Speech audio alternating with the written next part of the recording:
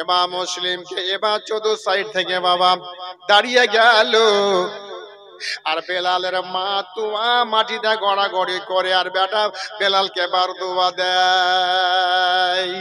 ইমাম মুসলিম রাদিয়াল্লাহু তাআলা আনহু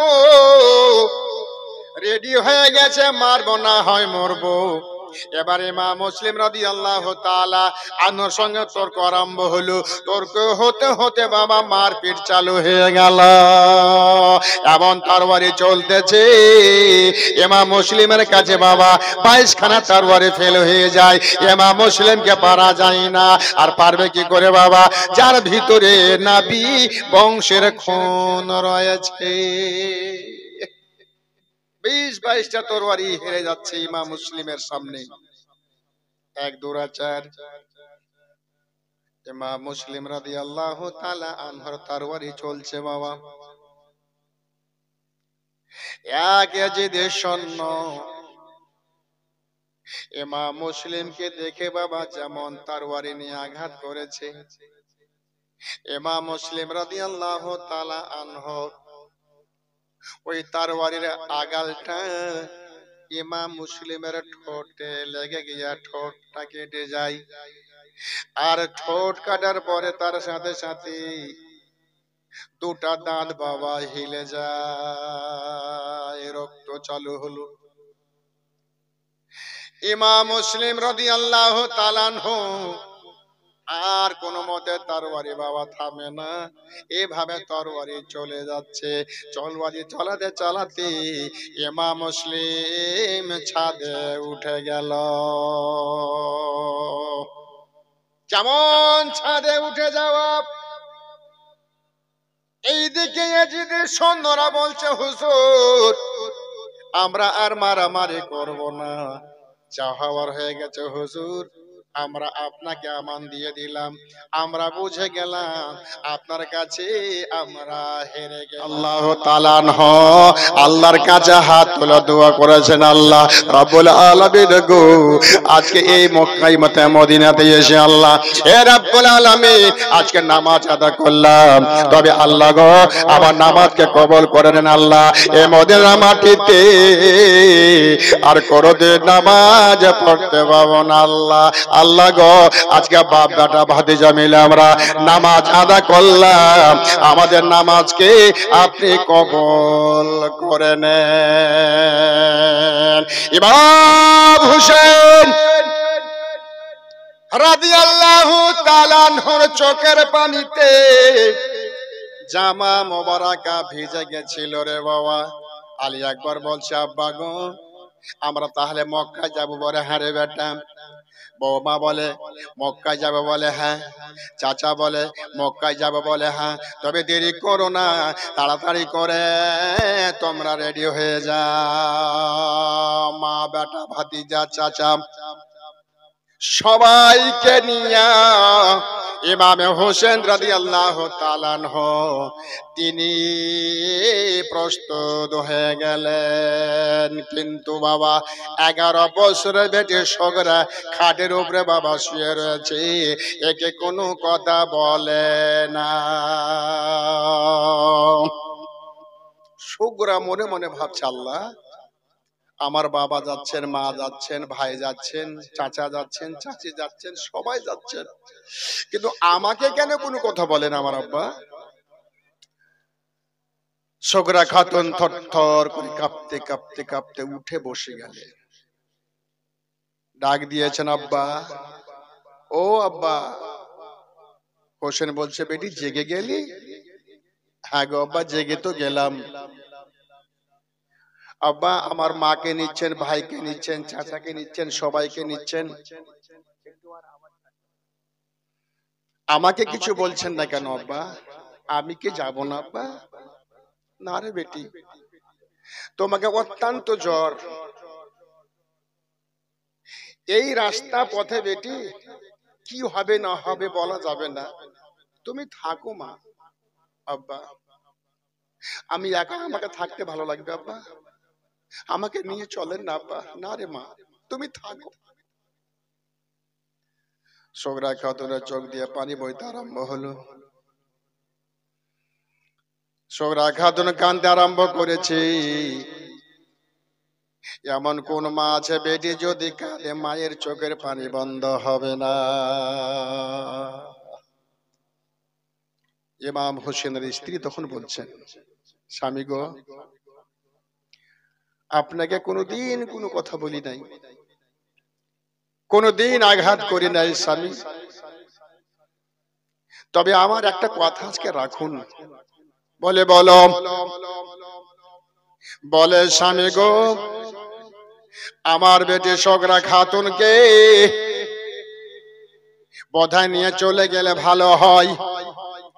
ইমাম হোসেন বলছেন, বিবি রে, রাস্তা পথের ব্যাপার বলা যাবে না, এত জ্বর নিয়ে যাওয়া যাবে না, যদি কোনো কিছু হয়ে যায় বিপদে পড়ে যাবে, হয়তো বেটিটাকে আমি ধ্বংস করে দেব।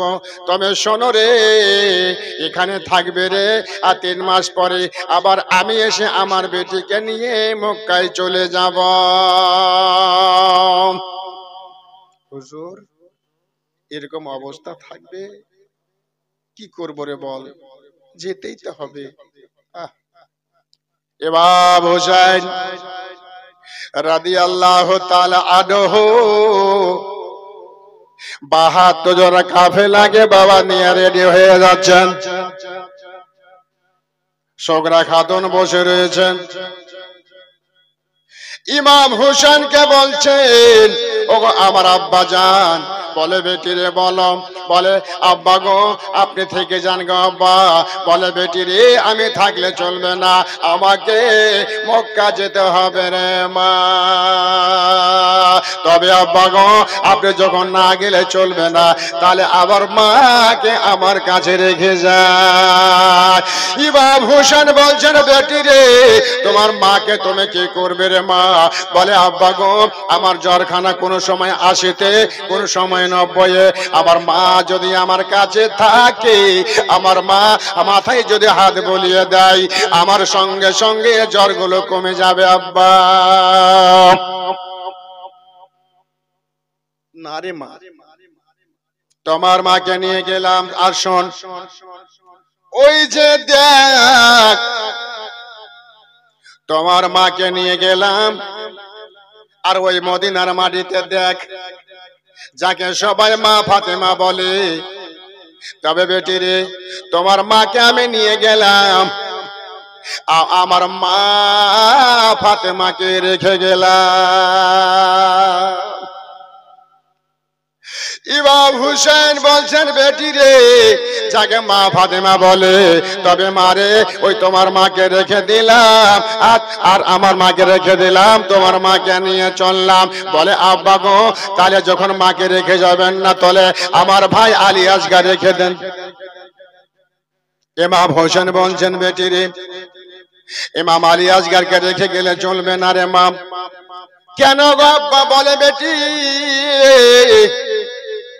ওই যে দেখ, তোমার ভাই আলী আসগারকে আমি নিয়ে গেলাম, আর মদিনার মাটিতে ওই মোহসেন ভাইয়ের কবর রেখে গেলাম। একের পর এক বাবা জবাব দিয়ে যাচ্ছে। সোগরা মনে করলো আর উপায় নাই, আমার কথা আর রাখবে না। এবার হোসেন রাদিয়াল্লাহু তাআলা আনহু বাবা রেডি হয়ে গেলেন মক্কা যাওয়ার জন্য। 72 জনের কাফেলা, কচি কচি ছেলে আছে, মেয়ে আছে, ছোট আছে, বড় আছে। বাবা, কোন কিতাবে লিখেছে 82 জনা, কোন কিতাবে লিখেছে 72 জনের কাফেলা। এই কাফেলা দল নিয়ে তিনি রওনা হচ্ছেন মক্কাতে। সোগরা খাতুন চুপ করে থেকে গেল। মা সোগরা একবার বা বলে কেঁদে উঠল। মা বলে কেঁদে উঠল। এবার এমন কোন মা আছে বাবা, যে বেটিকে ছেড়ে মা যাবে কি করে। এবার হোসেনকে ডাক দিচ্ছেন, বিবি সাহেবা, স্বামী গো, ও গো আমার মাথার তাজ, আমি একটা কথা আপনাকে বলতে চাই। বলে কি? বলে আমার বেটি সগরা আমাকে মা বলে ডেকেছে হুজুর।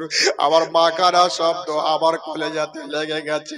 তবে আপনার কাছে আমার একটা দাবি। বলে কি? আমার বেটি সগরাকে আমি একটু হাত বুলিয়ে আসি। হুসেন বলছেন, বিবি রে, তোমার বেটির দয়াতে ময়াতে তুমি যেন থেকে যেও না। তবে শোনো রে, তাড়াতাড়ি করে ফিরে আসবে। স্বামীর কাছে অর্ডার নিয়ে বিবি সাহেবা বেটির সগরার কাছে বাবা গেল।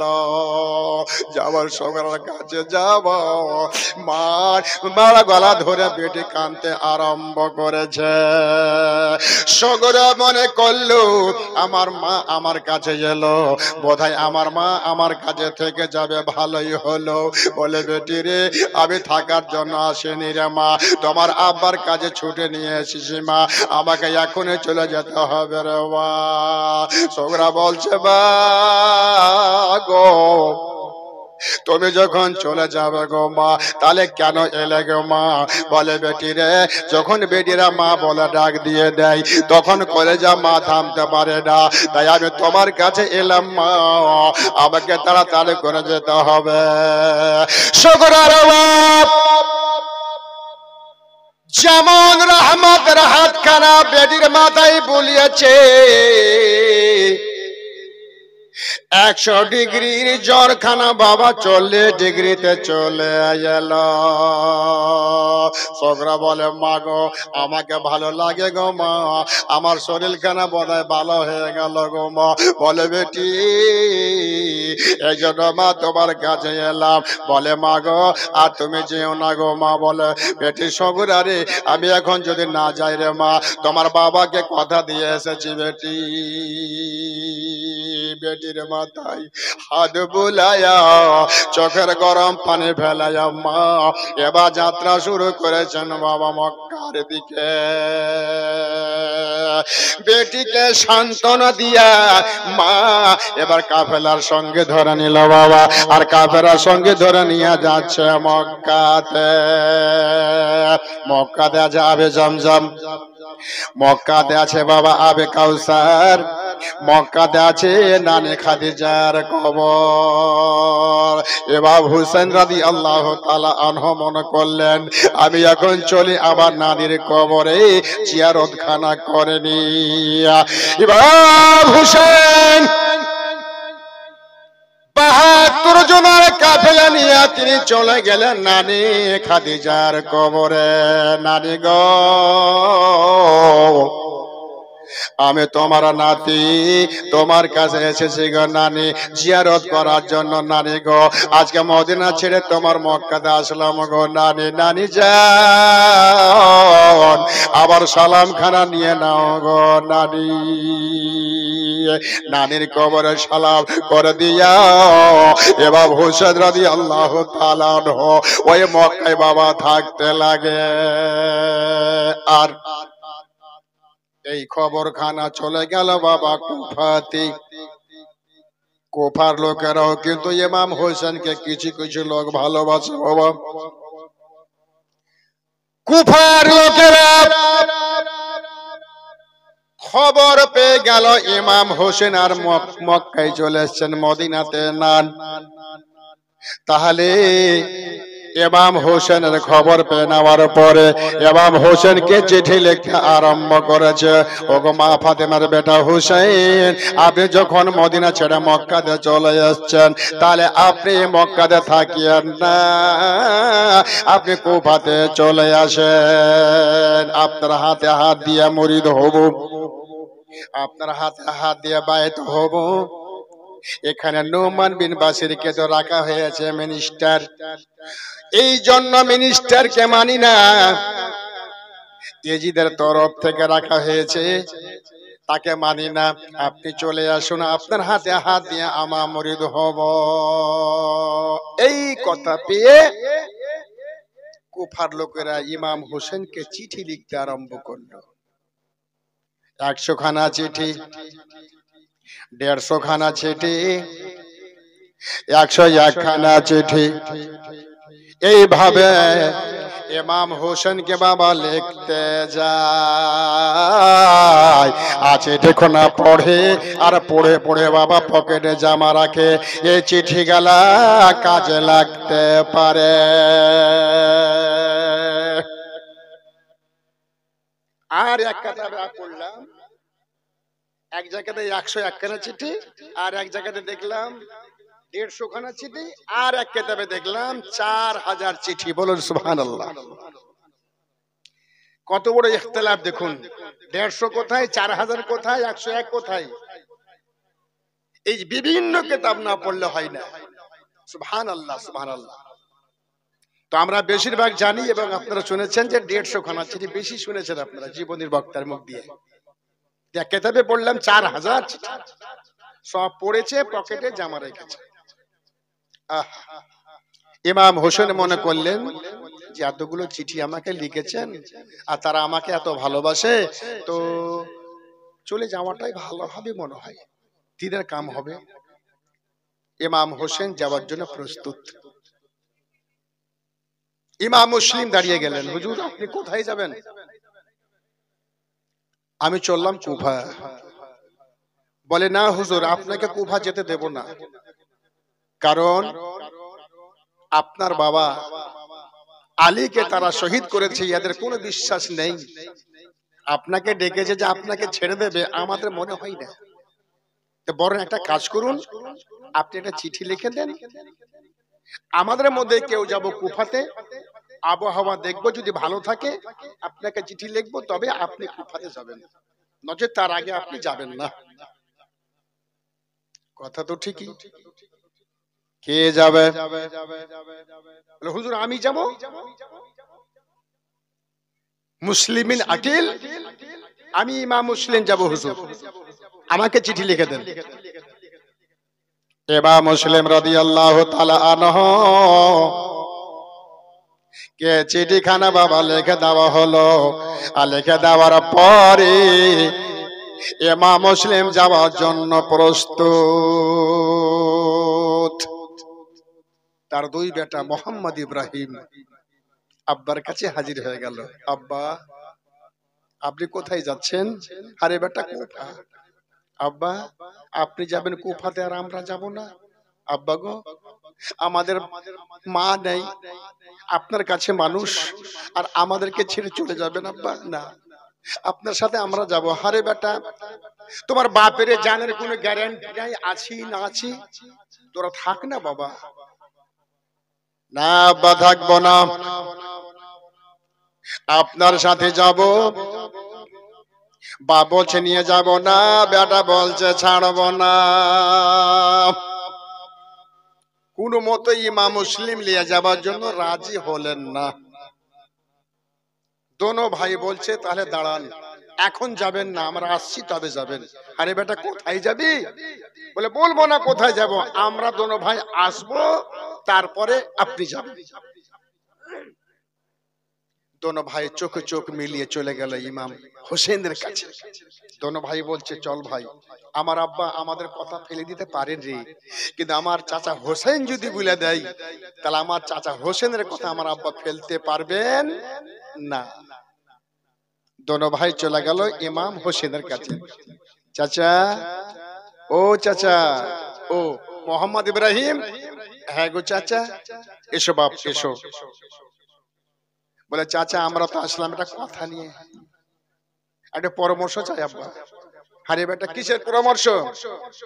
বলে চাচা আপনি তো সবই জানেন, দুনিয়াতে আমাদের মা নাই, বাবার কাছে মানুষ। আজকে সেই বাবা আমাদের ছেড়ে চলে যাবে কুফাতে। আব্বাকে এত করে বললাম, এত করে বললাম, কোনো মতে আমার আব্বা শুনলো না চাচা। তবে চাচা গো, আমরা যাব বাবার সঙ্গে কুফা, আপনি একটু বলে দেন আমার আব্বা যেন আমাদেরকে কুফা নিয়ে যায় গো চাচা। ও তোরা যাবি বাবা? হ্যাঁ গো চাচা, একটু বলে দেন না চাচা। ঠিক আছে, ইমাম মুসলিমকে ইমাম হোসেন ডাক দিচ্ছেন, ইমাম মুসলিম। জি হুজুর। বলো শোনো। ইমাম মুসলিম চলে এলেন। হুজুর কিছু বলছেন? বলে হ্যাঁ, তাই তো ডাকলেন, কি খবর বলুন। ইমাম মুসলিম রে, তোমার দুইটা ছেলে? বলে হ্যাঁ। ইমাম মুসলিম, তোমার দুই ছেলে মোহাম্মদ ইব্রাহিমকে, দুই ছেলেকে তুমি নিয়ে কুফাতে চলে যাও। হুজুর আপনি তো সবই জানছেন হুজুর, যে কচি কচি বাচ্চাকে নিয়ে কোথায় বিপদে পড়বো, আপনি সবই জানেন। ইমাম মুসলিম তখন বলছেন, হুজুর আপনি বলছেন আপনার কথা আমি কাটতে পারবো না, যেহেতু আলে রাসূল মেহমানের রাসূল, তবে না নিয়ে গেলে বোধহয় ভালো হতো হুজুর। ওয়াল কাদরে খাইরিহি ওয়া শাররিহি মিনাল্লাহি তাআলা ওয়াল বাসি বাদাল মাউত। ওগো ইমাম মুসলিম, চার আঙ্গুল কপালে যার যেটা লেখা আছে রদ হবে না। ইমাম মুসলিম তোমার বাচ্চা দুটাকে তুমি নিয়ে চলে যাও। ইমাম মুসলিম রাদিয়াল্লাহু তাআলা আনহু আর কথা কাটতে পারলেন না, তোর ভাইকে সুন্দর করে গোসল বানিয়ে দিলেন, জামা পরিয়ে দিলেন। জামা পরিয়ে দেওয়ার পরে এবার দোনো ভাইকে ঘোড়ায় চাপিয়ে নিলেন। ইমাম হোসেনকে সালাম করে হাতে চুমা দিয়ে ইমাম মুসলিম দুলদুলে চেপে গেলেন। বলে হুজুর চললাম, একটু দোয়া করে দেবেন। ইমাম মুসলিম রাদিয়াল্লাহু তাআলা আনহু ঘোড়ায় চেপে যাচ্ছেন, দোনো বেটাকে ঘোড়াতে নিয়ে রয়েছে। ইমাম হোসেন রাদিয়াল্লাহু তাআলা আনহু পেছন থেকে তাকায়া তাকায়া দেখতেছেন, আর ইমাম মুসলিম রাদিয়াল্লাহু তাআলা আনহু বাবা চলে যাচ্ছেন।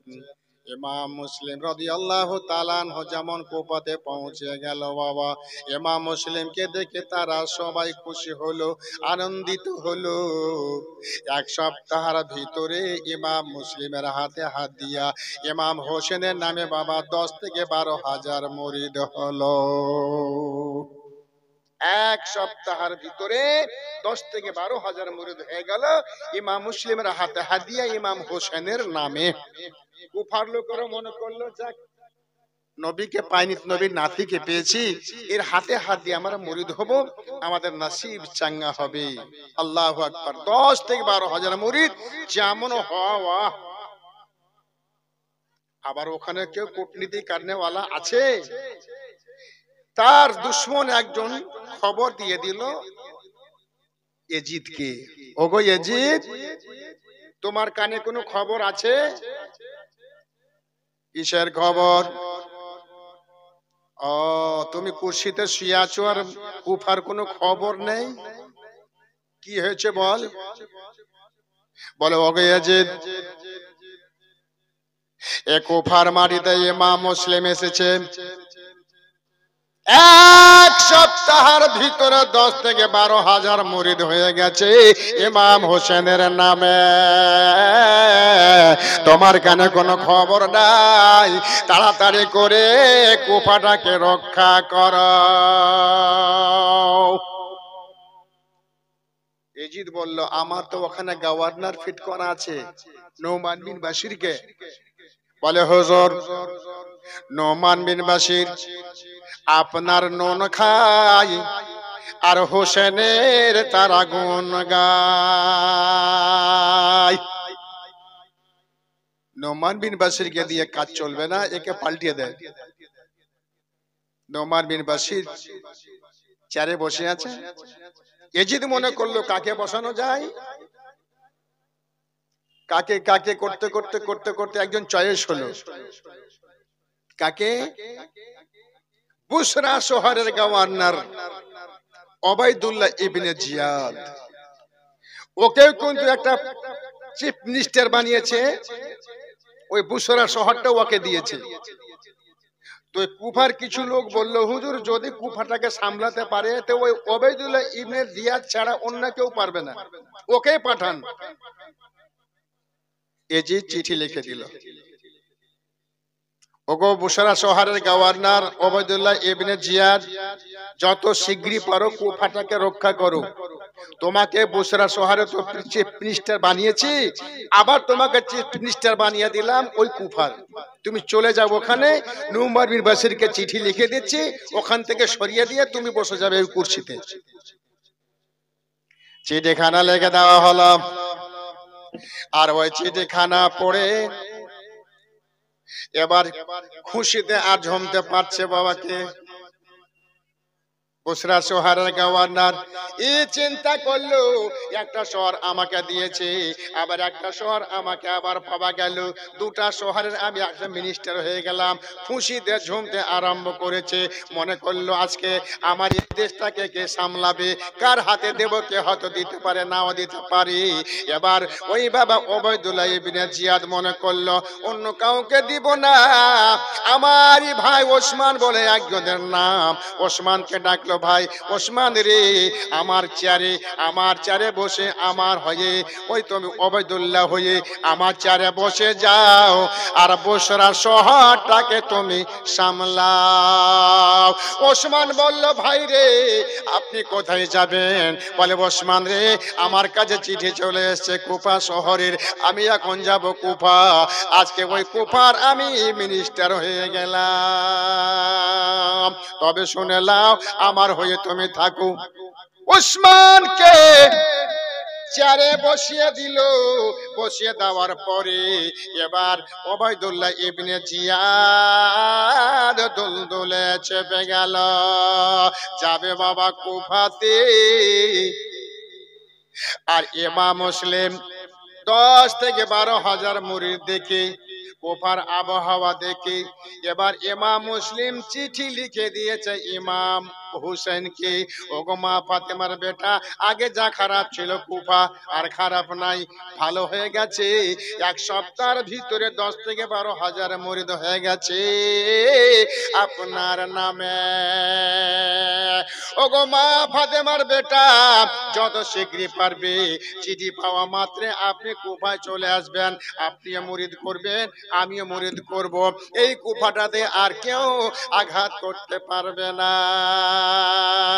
চিঠিখানা ছেড়ে দেওয়া হলো, এবার যেতে লাগলো ইমাম হোসেনের কাছে চিঠিখানা, আর এই চিঠিখানার খবর কিন্তু কুফাবাসী জানতো। ইমাম হোসেন রাদিয়াল্লাহু তাআলা আনহু রয়েছেন বাবা মক্কাতে। এবার ওবাইদুল্লাহ ইবনে জিয়াদ মনে করলো আমি যাব কুফাতে, দিনের বেলা যদি যাই হয়তো আমাকে তারা হত্যা করে দিতে পারে, কারণ ইমাম হোসেনকে তারা ভালোবাসে, ইমাম হোসেনের কাজে 12,000 মুরিদ হয়ে গেছে, মানে নিশ্চয় হোসেনকে ভালোবাসে, আমাকে যেতে হবে কুফা। তবে ইমাম হোসেন যাবে কুফাতে, তারা মনে করে আজ না হয় কাল, কাল না হয় পরশু ইমাম হোসেন কুফাতে আসবে, এই আশা মনে করে সবাই রাস্তা বাবা দেখে, এই মনে করে ওবাইদুল্লাহ ইবনে জিয়াদ এবার বাবা ইমাম হোসেনের মতন পোশাক পরে নিল, আর পরে নেওয়ার পরে আমাকে সন্ধ্যার পরে ঢুকতে হবে, বুঝতে যদি না পারে এটা ইমাম হোসেন না ওবাইদুল্লাহ ইবনে জিয়াদ, বুঝতে পারবে না, যখন ভিতরে ঢুকে যাব তখন ব্যবস্থা নিয়ে নেব। ওবাইদুল্লাহ ইবনে জিয়াদ সন্ধ্যার পরে তিনি কুফাতে পা রাখছে, ইমাম হোসেন যেমন পোশাক পরে সেরকম পোশাক পরে ঢুকছে, এই পোশাক দেখে বাবা কুফার লোকেরা ইমাম হোসেন মনে করে বাবা নারা লাগিয়ে দিল। কুফাবাসীর লোকেরা বড় খুশি হলো, আমার হোসেন চলে এসেছে, আর আমাদের টেনশন নাই, আমার হোসেন চলে এসেছে, আমাদের মন ভরে যাবে।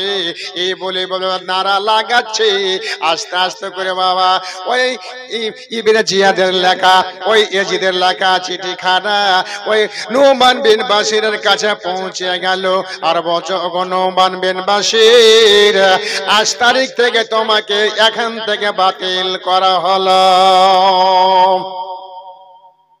এজিদের লেখা চিঠিখানা নুমান বিন বাশিরকে দিয়ে দেওয়া হলো। আজ থেকে কুরসি থেকে বাদ, আর ওই চেয়ারের মালিক আমি জিয়াদ হয়ে গেলাম। নুমান বিন বাশির বলছে, ভাইরে আমার কুরসিতে বসে তুমি মালিক হবে, আমার আপত্তি নাই, তবে আমাকে কুরসি থেকে বাতিল করে কেন হলো আমাকে একটু বলে দাও। ইবনে জিয়াদ বললেন, ওগো নুমান বিন বাশির, আপনি থাকতে ইমাম হোসেনের নামে 10 থেকে 12,000 মুরিদ হলো কি করে?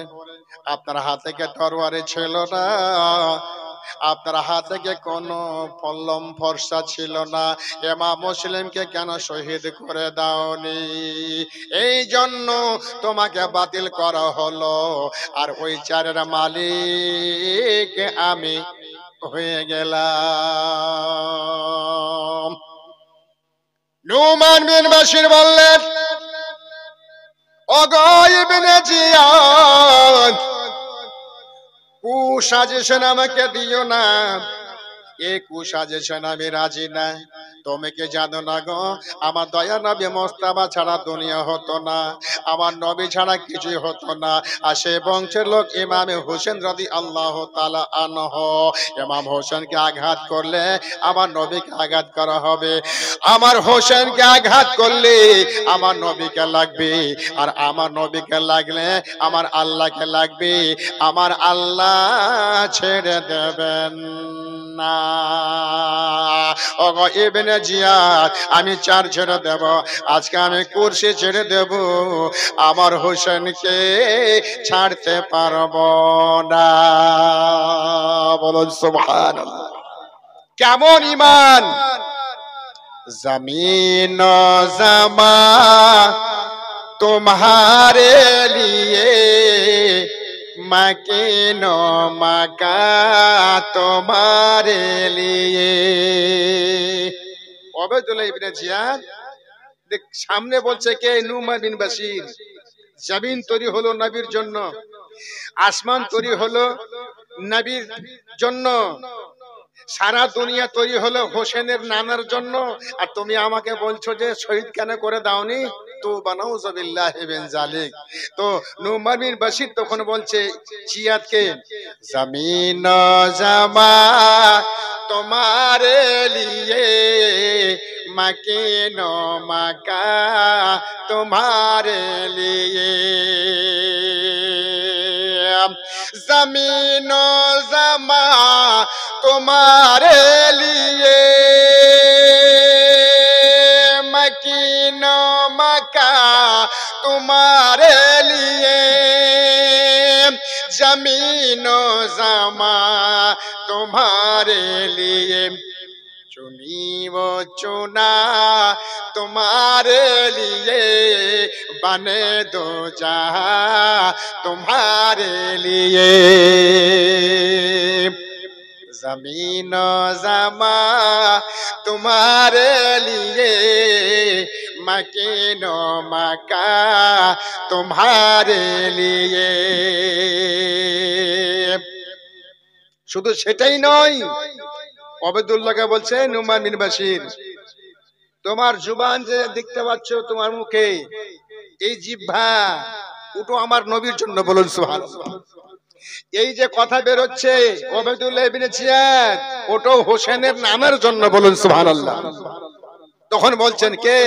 নুমান বিন বাশির, দহন মে जुबा तुम्हारे लिए, बदन में है जान तुम्हारे लिए, बोलबेन ना सुभान अल्लाह।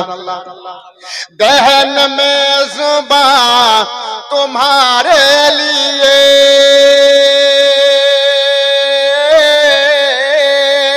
दहन में जुबान तुम्हारे लिए, बदन में जान तुम्हारे लिए। हम आए यहाँ तुम्हारे लिए, हम आए यहाँ तुम्हारे लिए, उठे भी वहाँ तुम्हारे लिए, उठे भी वहाँ तुम्हारे लिए। जमीनो जमा तुम्हारे लिए, मकीनो मका तुम्हारे लिए।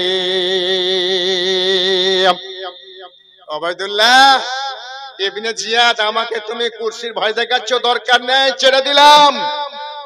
ছেড়ে দেওয়া হলো। আর ওই বাবা কুরসিতে ওবাইদুল্লাহ ইবনে জিয়াদ বসে গেল। যেমন বসে যাওয়া এলান করে দেওয়া হলো, ইমাম মুসলিম কার বাড়িতে আছে, তাকে গ্রেফতার করতে হবে।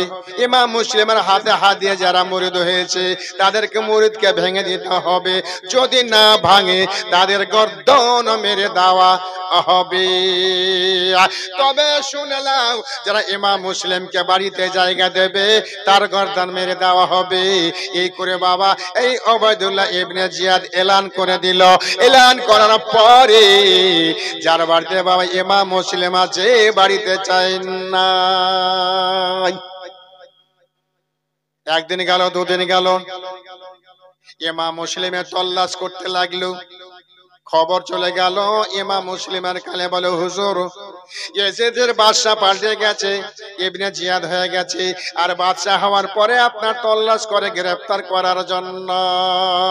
ইমাম মুসলিম বলে শোনো গো, আমি জান দিয়ে দেব, প্রাণ দিয়ে দেব, আমি আমার হুসাইনকে ছাড়তে পারবো না। ইমাম মুসলিম রাদিয়াল্লাহু তাআলা আনহু একজনের বাড়িতে বাবা আরাম করে। যত বাবা মুরিদ হয়েছিল ইয়াজিদের ভয়ে, ইবনে জিয়াদের ভয়ে মুরিদ গুলো তারা ভেঙে দিল। বেঈমানেরা কত বড় গাদ্দার, মুরিদ হলো ঠিকই বাবা, ভয়ে ভয়ে মুরিদ গুলো ভেঙে দেওয়া হলো ওই ইয়াজিদের অত্যাচারে। ইমাম মুসলিম রাদিয়াল্লাহু তাআলা আনহু চিন্তায় পড়ে গেলেন, জানের ভয় করলেন না, ছেলে দুটার জন্য কাঁদেন না, তিনি দুঃখ করছেন একটার কথা, আমার ভাই হোসেনকে আমি চিঠি লিখে দিয়েছি, যখন চিঠি পেয়ে নেবে আমার ভাই কুফায় চলে আসবে আর আমার মতন এসে বিপদে পড়ে যাবে, আমাকে ভুল মনে করবে, আমি কেন আমার ভাইকে আমি চিঠি লিখে দিলাম, কারণ চিঠিতে লেখা আছে কুফার খবর ভালো, আর খবর ভালো পেয়ে আমার হোসেন চলে আসবে, আর আসার পরে আবার ভাই হোসেন আবার মতন বিপদে পড়ে যাবে। আল্লাহ আল্লাহ গো, আমি কেন আমার ভাই হোসেনকে চিঠি লিখলাম, ফোন নাই মানা করে দেব, মোবাইল ছিল না বন্ধ করে দেব। ইমাম মুসলিম জানের ভয় করে না, বেটার ভয় করে না, ভয় একটাই করতেছে হোসেনকে বলে বাবা। ইমাম মুসলিম রাদিয়াল্লাহু তাআলা আনহুকে যখন খুঁজে পাই না তারা, ইবনে জিয়াদ বলল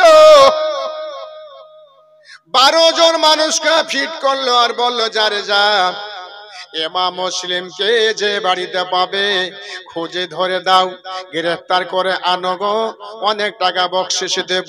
আর এই বকশিশের লোভে বাবা যারা মুরিদ হয়েছিল কিছু কিছু লোক ইমাম মুসলিমের তল্লাশ করতে লাগলো। ইমাম মুসলিম রাদিয়াল্লাহু তাআলা আনহু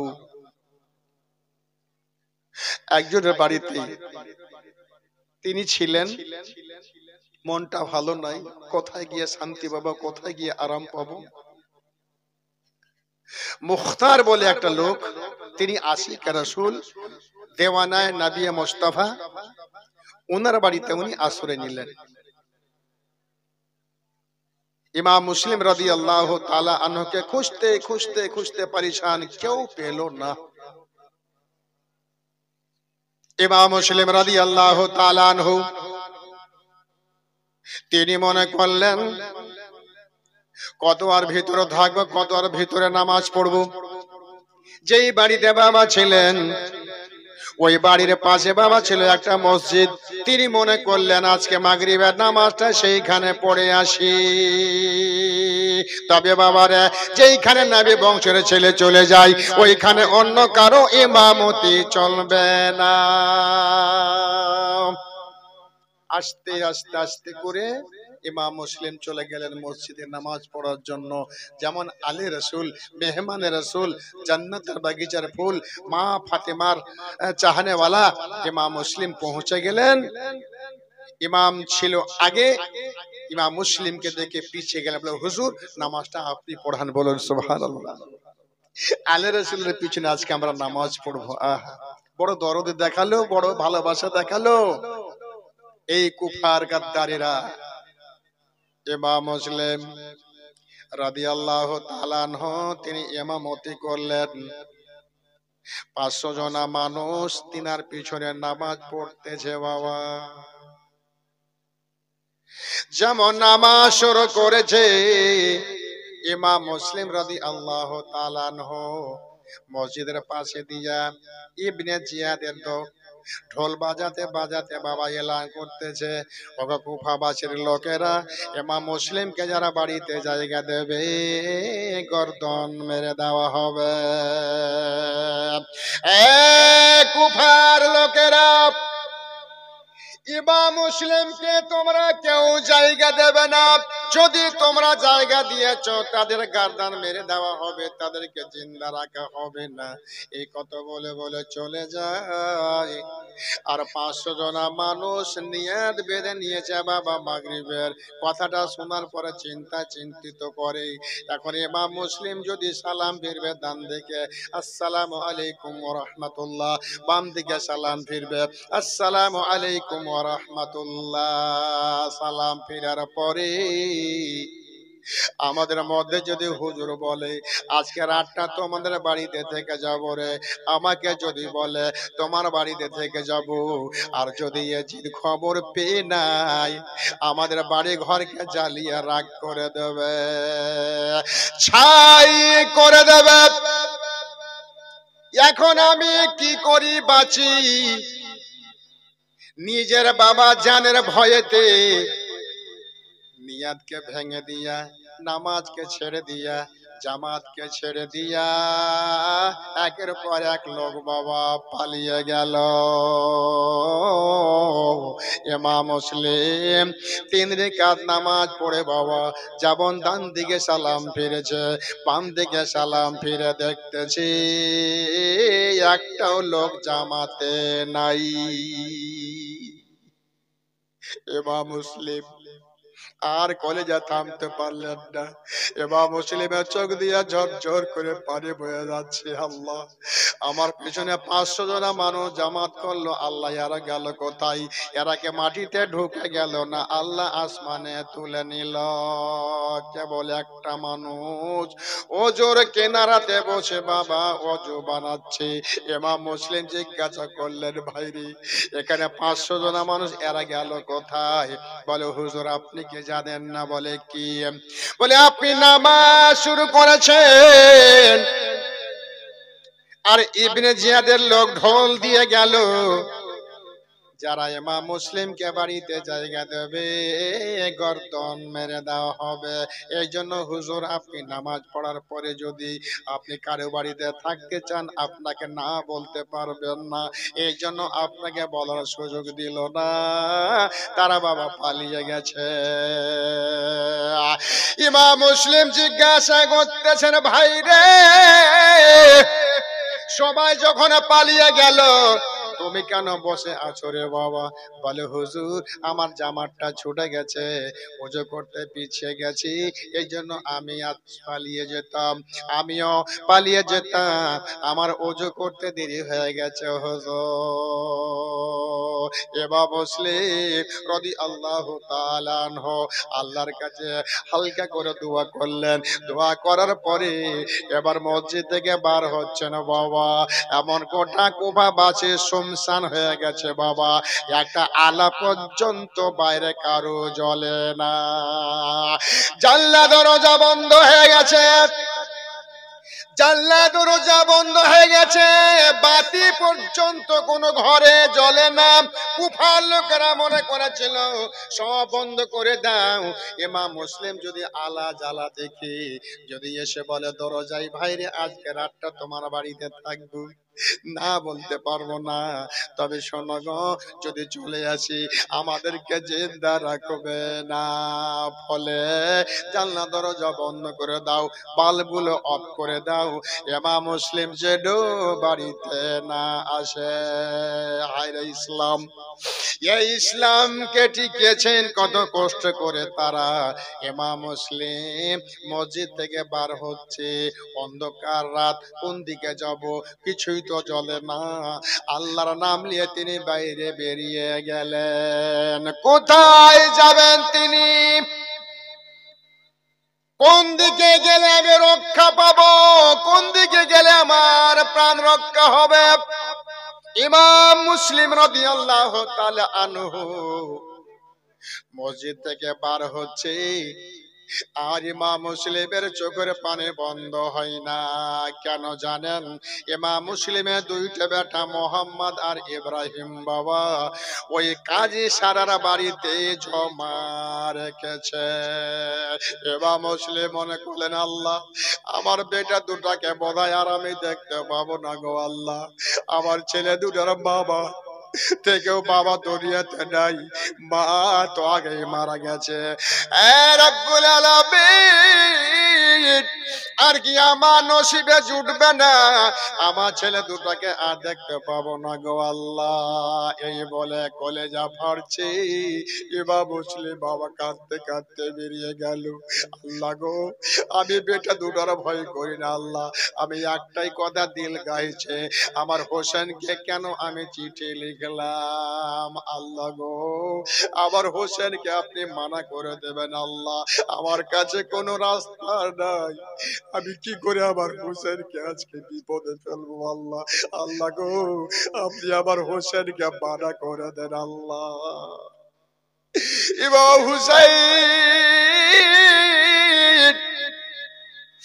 মক্কাতে রয়েছেন, চিঠিগুলো যাচ্ছে আবার হোসেনের কাছে। ইমাম মুসলিম চতুর্দিকে তাকিয়ে তাকিয়ে দেখে কোন দিকে আলা বাতি নজরে পড়ো না, কোন দিকে যাব কোন দিকে যাব কোন রাস্তা পাওয়া যায় না। 1 কিলোমিটার হেঁটে গিয়ে দেখতেছে একটা দূরে বাবা প্রদীপ জ্বলছে উঠানে। ইমাম মুসলিম মনে করলেন কোন দিকে কিছু নাই, যদি লোকটা দুশ্মন হয় তবু ওইখানে যাব। ওই প্রদীপটা দেখে বাবা আমার হোসেনের প্যারা ইমাম মুসলিম যাচ্ছে ওই প্রদীপটার কাছে। ইমাম মুসলিম রাদিয়াল্লাহু তাআলা আনহু আস্তে আস্তে করে দেখছেন প্রদীপটার কাছে একটা বয়স্ক মা বসে আছে, বলুন সুবহানাল্লাহ। ইমাম মুসলিম জিজ্ঞাসা করছেন মা, ও মা তুমি একাই বসে আছো মা, কুফাবাসীতে কিছু হয়েছে? মেয়েটা বলছে হারে বাবা তোমার কানে কোনো খবর নাই। বলে কি রে মা? বলে এ দেশের বাদশাহ এলান করে দিয়েছে, জানি না নাম শুনেছি ইমাম মুসলিম নাকি আমাদের কুফাতে এসেছে, এই জন্য আজকে জানলা দরজা সব বন্ধ করে নিয়েছি, কেউ জানলা দরজা খুলে রাখেনি। ওই ইমাম মুসলিমের কানে, হারে বাবা তুমি কে রে বাবা, তোমাকে কে ভয় করে না? এত বড় সমস্যা চলছে কুফার মাটিতে, আর তুমি রাতারাতে ঘুরে কেন বেড়াও? ও হারে মা, ইমাম মুসলিমকে তুমি চিনো? বলে না, নাম শুনেছি। ইমাম মুসলিম রাদিয়াল্লাহু তাআলা আনহু বলছেন, মা গো আমি একটা কথা বলবো গো মা। বলে কি? বলে মা গো আমি বড় পিপাসিত হয়েছি গো মা, যদি তোমার কাছে একটু পানির ব্যবস্থা থাকে মা, পানি পান করা।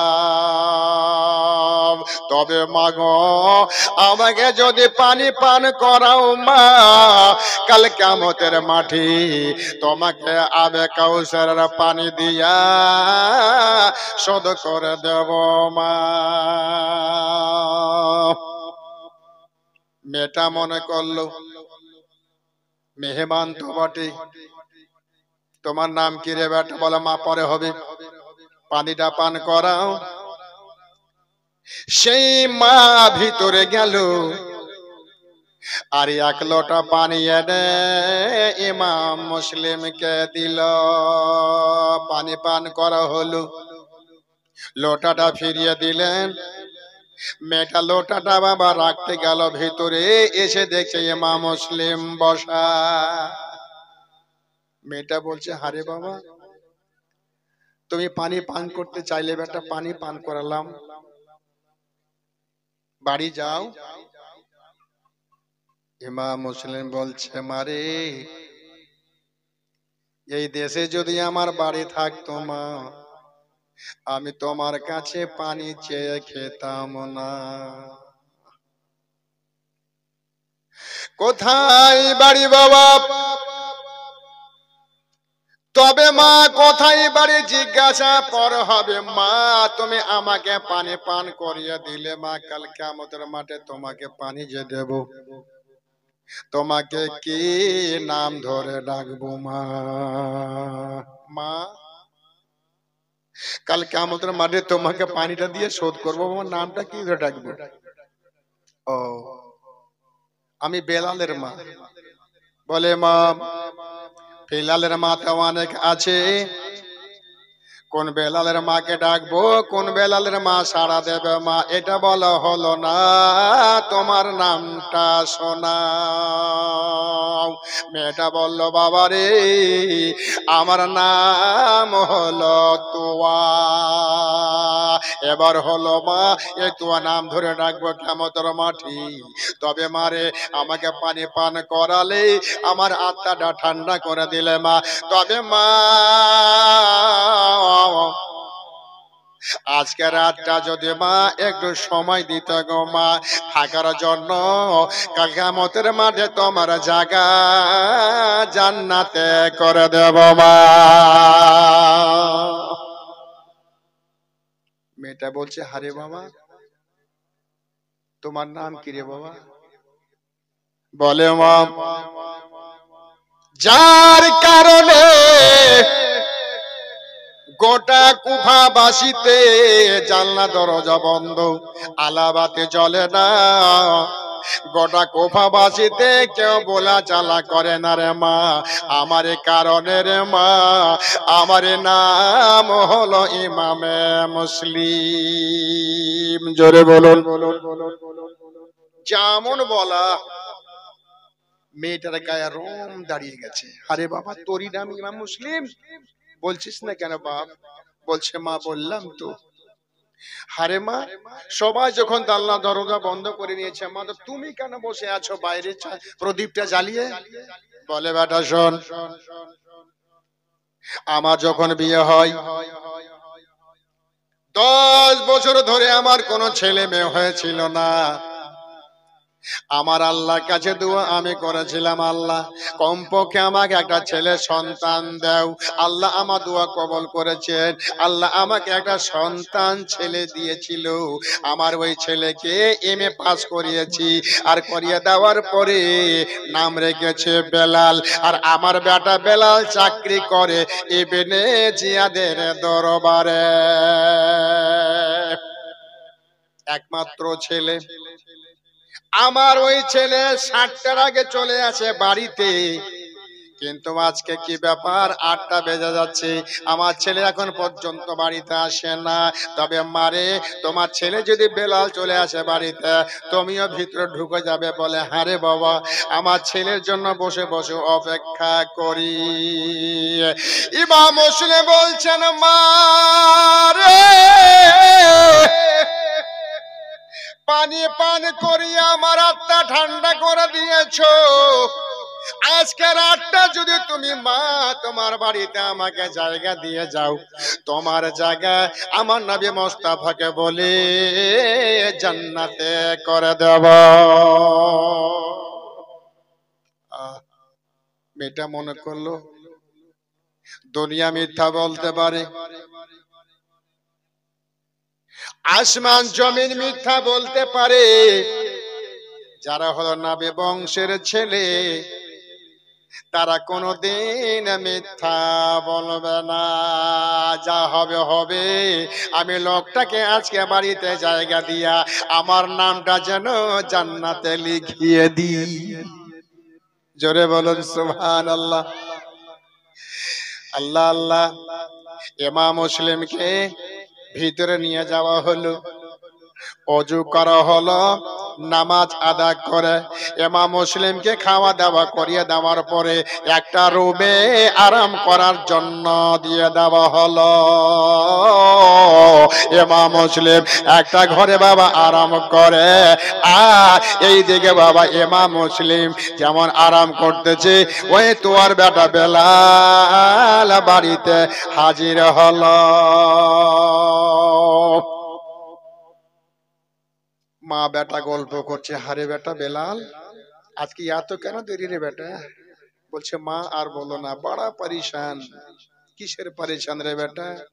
বলে এই দেশে ইমাম মুসলিম এসেছে মা, একে যদি ধরে দিতে পারি জিন্দেগি চাকরি আর করতে হবে না মামা, অনেক টাকা দেবে বলে দিয়েছে চিফ মিনিস্টার। মা তো জানছে হায় রে হায়, এ তো টাকার লোভ করেছে। মা বলছে বেটা রে আমি কে তোর? বলে মা। ওরে বেটা বেলাল শোন, আমি তোর মা, তুই নামাজ পড়িস? বলে পড়ি। আমি যদি তোমাকে ক্ষমা করি বেটা জান্নাত পাবি, আর আমি যদি ক্ষমা না করি তুমি জান্নাত পাবে না রে বেটা। বেলাল রে দিলের ভিতর থেকে এ আলে রাসূলের এই খেয়ালটা তুই ভুলে যা রে বেটা, মরতে হবে রে বেটা। তোমার বাবা তো মারা গেছে, আমি কখন মারা যাব? তবে বেটা রে শোন, ওই ইমাম মুসলিমের ধান্দাটা দিল থেকে বের করে আশিকে মোস্তাফা হয়ে যা বেটা। বেলাল বলছে শোন মা, চলো খাওয়া দাওয়া করি, তারপরে চিন্তা ভাবনা করবো। বেটা রে চিন্তা ভাবনা করা আছে, চিন্তা করতে হবে না বেটা। যারা হলো আলে রাসূলের ছেলে, যারা হলো মেহমানের রাসূল, তাদের হাতে জান্নাতের চাবি কাঠি। বলুন সুবহানাল্লাহ। বেটা বেলাল রে কাল কিয়ামতের মাঠে যাদের হাতে চাবি থাকবে বেটা, জান্নাত বাঁটবে রে। ওই ইমাম মুসলিম বেটা কাল কিয়ামতের মাঠে জান্নাত বিতরণ করবে রে বেটা। বেটা বেলাল রে আল্লাহ জান্নাত তৈরি করেছে রে বেটা বেলাল, কিন্তু জান্নাতের মালিক আমার নবীকে বানিয়েছে। বেটা বেলাল রে আমার আল্লাহ জান্নাত তৈরি করেছে, কিন্তু জান্নাতের মালিক আমার আল্লাহ না, রাসূলুল্লাহ। মা কেমন কথা বলছে? বলে হারে বেটা। মা তখন বুঝাচ্ছে বেটাকে, বেটা শুন রে, তুই যে মসজিদে নামাজ পড়তে যাস রে বেটা? বলে হ্যাঁ। বলে বেটারে ওই মসজিদে তুমি কত টাকা দিয়েছো? বলে অনেক টাকা দিয়ে মসজিদ তৈরি করেছি। বেটা বল তুই এত টাকা দিয়ে মসজিদ তৈরি করেছি বেটা, তুই কি বলতে পারবি এই মসজিদটা হইলো আমার? পারবি বলতে? পারবি না বলতে। এটা আল্লাহর ঘর, তুই টাকা দিয়ে মসজিদ তৈরি করলে, কিন্তু ওই মসজিদের মালিক তুমি হতে পারবে না, ওটা হলো আল্লাহর ঘর। সেই মতো বেটা আমার আল্লাহ জান্নাত তৈরি করেছে, আর ওই জান্নাতের মালিক রাসূলুল্লাহকে করেছে, আর ওই রাসূলুল্লাহর বংশধর হলো ইমামে মুসলিম রে বেটা। এদেরকে যদি আঘাত করিস বেটা জান্নাত পাবি না। মা বেটা খাবার খেল, খাওয়া দাওয়া করে মা গেল মার ঘরে, বেটা গেল বেটার ঘরে। ইমাম মুসলিম রাদিয়াল্লাহু তাআলা আনহু সবকিছু বাবা শুনতেছে ঘরের ভিতর থেকে, মা বেটার গল্প। মা মনে করছে খোদা গো আমার বেটা তো ঘুমিয়ে গেছে, আমার বাড়িতে ইমাম মুসলিম মেহমান আছে, জানি না কোন সময় পানির দরকার হতে পারে, বাথরুমের ব্যবস্থা হতে পারে, আমি আজকে আমার মেহমানের রাসূলের খিদমত করে দিই, আমার আল্লাহ জান্নাতের নামটা লিখে দেবে। মা এবার ভেতর থেকে বারান্দা থেকে আঙিনায় ঘোরাফেরা করে। এই করে বাবা এবার রাত বাবা হয়ে গেল। শুভ সাদিকের সময় নামাজ আদায় করতেছে ইমাম মুসলিম রাদিয়াল্লাহু তাআলা আনহু। মা নামাজ আদা করলে, বেটা নামাজ আদা করলো। এবার বেটা বেলাল মাকে জিজ্ঞাসা করছে, মা গো এই বাড়িতে আমি আর তুমি ছাড়া কেউ নাই গো মা, আজকে সারা রাত তুমি হাঁটা উঠা করে কেন? বারান্দা থেকে আঙিনায়, আঙিনা থেকে বারান্দায় ঘোরাঘুরি কেন করো মা? তবে মা গো এখানে কেউ আছে কিনা বা আমাকে বলো। মিথ্যা বলবে না মা, তুমি নামাজি মানুষ, মিথ্যা কখনোই তুমি বলবে না। বেটা বেলাল শোন,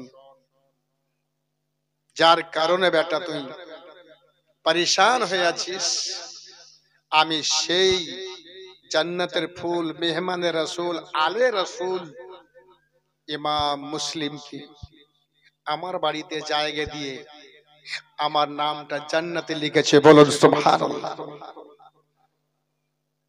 বেটার মাথা ঘুরে গেল। যেমন মাথা ঘোরা, সকাল 7টাতে অফিস যাবে রেডি।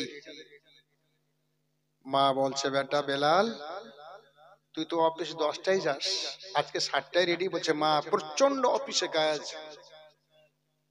বেটা শোন, কাজ থাকুক তোর, আমার কথা ইয়াদ রাখ, আমি তোর মা,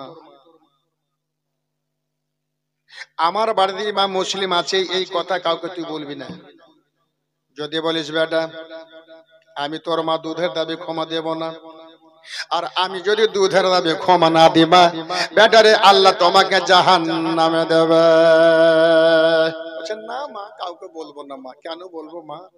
আর তোমাকে জাহান্নামী কেন বানাবো? না কাউকে বলবো না মা। হ্যাঁ বেটা। এবার বেরোচ্ছে তখন মা বলছে, বেটা কাছে আয়, বেলাল কাছে আয়। কাছে এলো। মা বলছে, বেটা তোর হাতটা দে।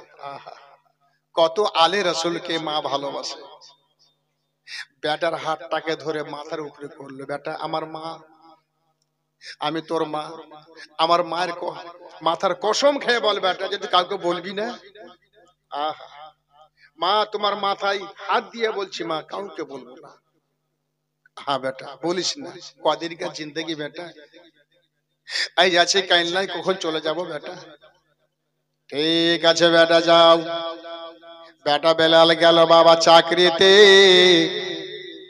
ইমাম মুসলিম রাদিয়াল্লাহু তাআলা আনহু মনে করলেন, খোদা গো আমি নামাজ আদা করলাম, জানি না আজ আছে কাল নাই, কাল আছে পরশু নাই, তবে আল্লাহ আজকে হয়তো জীবনের মতন আল্লাহ আপনার কাছে দোয়াটা করে নি।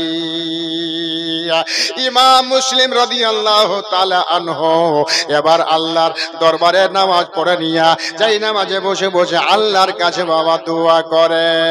সেই নবী বংশের ছেলেদের দোয়া কোনদিন বাবা রদ হয় না, ইমাম মুসলিমের দোয়াও কোনদিন রদ হবে না। নবী বংশের ছেলে যারা, তারা যদি বাবা দোয়া করে কোনদিন তাদের দোয়া নষ্ট হবে না। বলুন সুবহানাল্লাহ। জান্নাতি ফুল মেহমানের রাসূল, তাদের দোয়া বাদ হবে? ইমাম মুসলিম ওই দুয়ার বাড়িতে শেষ দোয়া আল্লাহর কাছে করবেন। ইমাম মুসলিম মনে করলেন যে আমি একটু কোরআন শরীফটা তেলাওয়াত করে নিই। ইমাম মুসলিম রাদিয়াল্লাহু তাআলা আনহু পবিত্র কোরআন তেলাওয়াত করলো, আর তেলাওয়াত করার পরে কোরআনকে সামনে রেখে আল্লাহর কাছে হাত দুটো তুলে দোয়া করছেন। বলুন সুবহানাল্লাহ। তো দোয়া করছেন শুধু আমার আপনার জন্য, আহলে বাইতের জন্য না, কুল মুমিন মুমিনাত সারা বিশ্বের মৃত্যুক এবং জীবিত সবার জন্য। বলুন সুবহানাল্লাহ। ইমাম মুসলিম জান্নাতে ফুল মেহমানের রাসূল আলে রাসূল তিনি দোয়া করছেন। ভাই, ইমাম মুসলিমের সাথে দোয়াতে আমরা যদি শামিল হয়ে যাই তো জানি না আমার মহান রব্বুল আলামিনের নবী কাল কিয়ামতের মাঠে আল্লাহ আমাদেরকে জান্নাতে বানাবেন। বলুন সুবহানাল্লাহ। তো বেরাদে ইসলাম মুআজ্জাজ সামনে করা আমার ইমাম মুসলিম রাদিয়াল্লাহু তাআলা আনহু দোয়া করলেন। বেলাল তখন নকরিতে যাচ্ছে, অফিস থেকে 22 জনা মানুষ তরবারি নিয়ে খুঁজতে বেরিয়েছে ইমাম মুসলিমকে। সামনা সামনি দেখা, ইমাম মুসলিম তল্লাশে বেরিয়েছে। এবার বেলালকে জিজ্ঞাসা করছে তারা, এ বেলাল, এত সকাল সকাল কোথায় যাবি? বলে অফিসে যাব ভাই। বেলাল জিজ্ঞাসা করছে আপনারা কোথায় যাবেন? বলে বেলাল, ইমাম মুসলিমকে খুঁজে আজকে বার করতে হবে রে। ইবনে জিয়াদ বলে দিয়েছে যদি বার করতে না পারি চাকরি থেকে শেষ, আর আমরা চাকরি করতে পাবো না, ছেলে মেয়ে অনাহারে থাকবে। তাই ভাই সকাল সকাল বেরিয়েছি, যেইভাবে হোক না কেন ইমাম মুসলিমকে বার করতেই হবে। বেলাল তখন বলছে দেখ রে ভাই, তোমরা যতই ইমাম মুসলিমকে খুঁজো, ইমাম মুসলিমকে তোমরা খুঁজে পাবে না। দেখুন কেমন টেকনিক। মা বললো বলিস না, আর ফের বলছে তোরা খুঁজে পাবি না। তারা বলছে আরে বেলাল তুই জানিস নাকি পাবো না মানে ওটা বললি কি করে? বলে আমি বললাম যে তুমি ইমাম মুসলিমকে খুঁজে পাবে না। দেখ ভাই, আমরা একই দরবারে চাকরি করি, ছুপিয়ে রাখিস না, বল। ইমাম মুসলিম কে তোরা খুঁজে পাবি না, এই জন্যই বললাম যদি ভাই বলে দিই মা আমাকে বলে দিয়েছে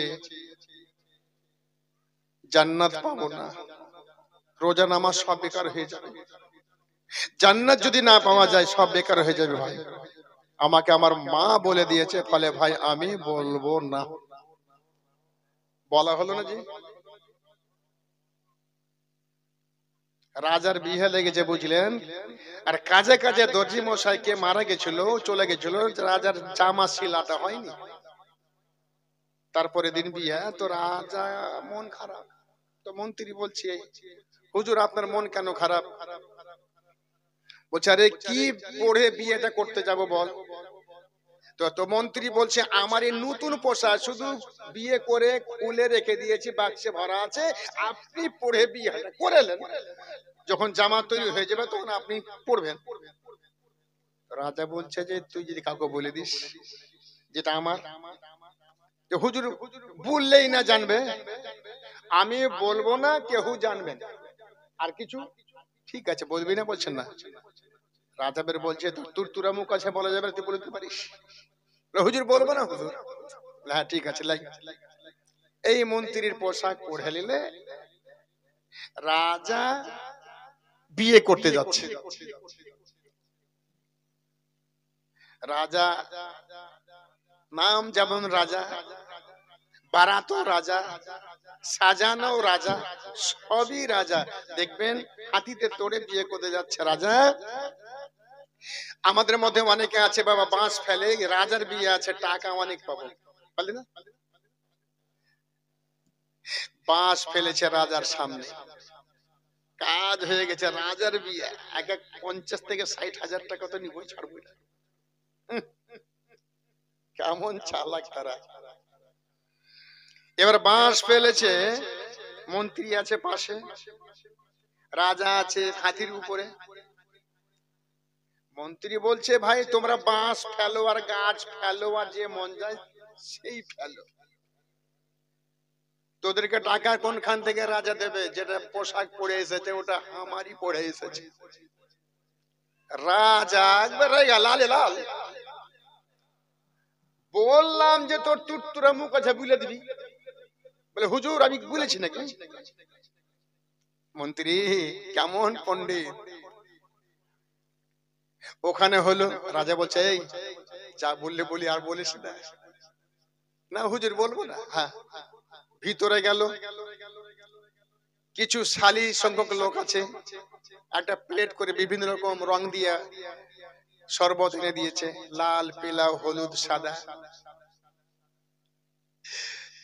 একবার রাজার দিকে দেখছে, একবার শরবতের দিকে দেখছে মন্ত্রী। মানে কথাটা কহার লাগে, আর ভিতরে গেলে ফাফারাইছে। বলছে মন্ত্রী, বলছে দেখো কথাটা বুঝলেই ফেললে, তোমরা সাদা শরবত খিলাও আর লাল খিলাও আর হলুদ খিলাও, যেটা জামা পায়জামা পরে বিয়ে করতে এসেছে ওটা আমারই। রাজা একবারে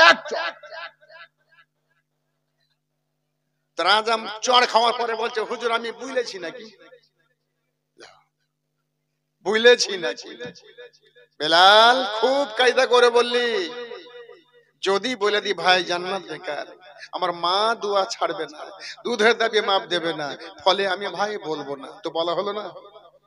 খুব কায়দা করে বললি। লোকগুলা মনে করলো হয়ে গেছে, বেলাল তুই যা আপনার কাজে যা। বেলাল গেল অফিসে, আর 20-22 জন মানুষ গিয়ে বাবা ওই তুয়ার বাড়িকে, বেলালের বাড়িকে ঘেরাও করলো। তারা মনে করলো বেলাল যখন জানে নিশ্চয় তার বাড়িতে ইমাম মুসলিম আছে। ইমাম মুসলিমের খুঁজে এবার 20-22 জন মানুষ ওই বেলালের বাড়িকে ঘেরাও করেছে। জীবনে বাবা সরকারি মানুষ তার মা দেখেনি, বয়স্ক মা। পুলিশ গুলোকে দেখে বাবা থরথর করে কাঁপতে আরম্ভ করেছে। বেলালের মা উঠানে বসে রান্না বান্না করে, এক চালা করে বাবা রান্না ঘর আসি। পুলিশ গুলোকে জিজ্ঞাসা করে তুমি কি বেলালের মা? বলে হ্যাঁ। আরে বাবা তোরা আমাদের বাড়িতে? বলে মা বলো, তোমার বাড়ি থেকে ইমাম মুসলিম আছে। যা। মেয়েটা মনে মনে বলছে আল্লাহ এত করে বললাম, এত করে বললাম আমার বেটাকে, আমার বেটা কোনোদিন বলবো না বললো, আর গিয়ে বলে দিয়েছে। আর না বলেছে আজকে সরকারি লোক আমার বাড়িতে এলো কি করে? এবার বুড়ি মা আল্লাহর কাছে ফরিয়াদ করে, আল্লাহ আমার বেটা বেলালকে আমি দুধের দাবি কম দেব না, আমি তাকে মাফ করব না। আমার মাথার কসম খেয়ে গেল আমার বেটা বেলাল, আজকে সেই বেটা বেলাল কেন বললো তাদেরকে? মেয়েটা মনে করলো আমি না হয় না বলে দিই। মেয়েটা মনে করছে আল্লাহ একটা কথা বলার জন্য যদি আমি হাজার হাজার বছর যদি আমাকে জাহান্নামে জ্বলতে হয় আমি রাজি। আমি ইমাম মুসলিম আমার বাড়িতে আছে এটা বলবো না। বলে দিছে না। না যেমন বলতে যাবে আলে রাসূলের ছেলে, জান্নাতের বাগিচার ফুল, মেহমানে রাসূল ইমাম মুসলিম রাদিয়াল্লাহু তাআলা আনহর কানেকশন হয়ে গেছে, মেয়েটা না বলতে যাবে। এই মুহূর্তে ইমাম মুসলিম বলছে, মারে ওগো মা, ও মা তোবা, আমি তোমার বাড়িতে আছে তাদেরকে বলে দাও আমি হলাম আলে রাসূলের ছেলে, মেহমানে রাসূল আলে রাসূল, আমাদের জন্য কাউকে মিথ্যা বলা যাবে না। বলে দাও, বলে দাও আমার বাড়িতে ইমাম মুসলিম রয়েছে। আর কি বলবে বাবা, বলার দরকার হলো না। ইমাম মুসলিমকে এবার চোদ্দ সাইড থেকে বাবা দাঁড়িয়ে গেল, আর বেলালের মা তুয়া মাটিতে গড়াগড়ি করে, আর বেটা বেলালকে বার দোয়া দেয়। ইমাম মুসলিম রাদিয়াল্লাহু তাআলা আনহু রেডি হয়ে গেছে, মারবো না হয় মরবো। এবার ইমাম মুসলিম রাদিয়াল্লাহু তাআলা আনহুর সঙ্গে তর্ক আরম্ভ হলো। তর্ক হতে হতে বাবা মারপিট চালু হয়ে গেল, এমন তরবারি চলতেছে ইমাম মুসলিমের কাছে বাবা 22 খানা তরবারি ফেল হয়ে যায়, ইমাম মুসলিমকে পারা যায় না। আর পারবে কি করে বাবা, যার ভিতরে নবী বংশের খুন রয়েছে। 20-22টা তরবারি হেরে যাচ্ছে ইমাম মুসলিমের সামনে।